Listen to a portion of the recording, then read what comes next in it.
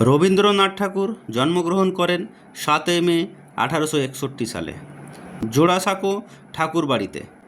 তার পিতা ছিলেন দেবেন্দ্রনাথ ঠাকুর এবং মাতা ছিলেন সারদা দেবী। ঠাকুর পরিবার ছিল শিক্ষা, সাহিত্য ও সংস্কৃতিতে সমৃদ্ধ একটি পরিবার। রবীন্দ্রনাথ ছোটবেলা থেকেই অত্যন্ত মেধাবী ছিলেন।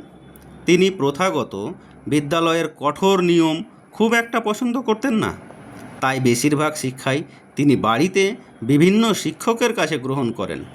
ছোটবেলা থেকেই তিনি কবিতা লেখা শুরু করেন। মাত্র 8 বছর বয়সে তিনি কবিতা রচনা শুরু করেন এবং কিশোর বয়সেই তার লেখা বিভিন্ন পত্রিকায় প্রকাশিত হতে থাকে।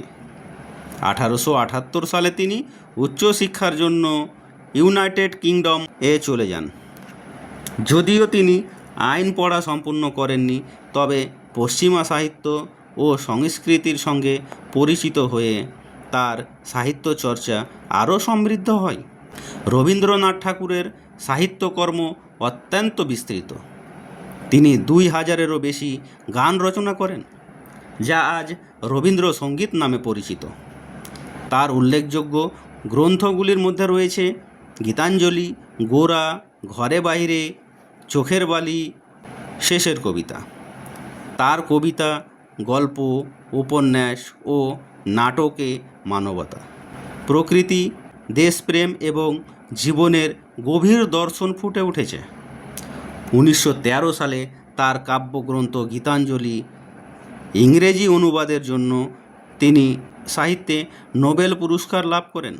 তিনি ছিলেন প্রথম এশীয় ব্যক্তি যিনি নোবেল পুরস্কার অর্জন করেন। এই অর্জন বাংলা সাহিত্যকে বিশ্ব দরবারে নতুন মর্যাদা এনে দেয়। রবীন্দ্রনাথ বিশ্বাস করতেন যে প্রকৃতির কাছাকাছি থেকে শিক্ষা গ্রহণ করা উচিত। এই ভাবনা থেকেই তিনি বিশ্বভারতী ইউনিভার্সিটি প্রতিষ্ঠা করেন। শান্তিনিকেতন বিশ্বমানের শিক্ষা ও সংস্কৃতির কেন্দ্র হিসেবে পরিচিতি লাভ করে। রবীন্দ্রনাথ ছিলেন মানবতাবাদী চিন্তক। তিনি ব্রিটিশ শাসনের নানা অন্যায়ের প্রতিবাদ করেন।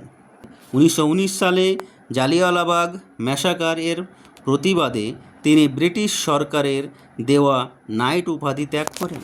তার রচিত জনগণমন, ভারতের জাতীয় সঙ্গীত এবং আমার সোনার বাংলা বাংলাদেশের জাতীয় সঙ্গীত হিসাবে গৃহীত হয়েছে।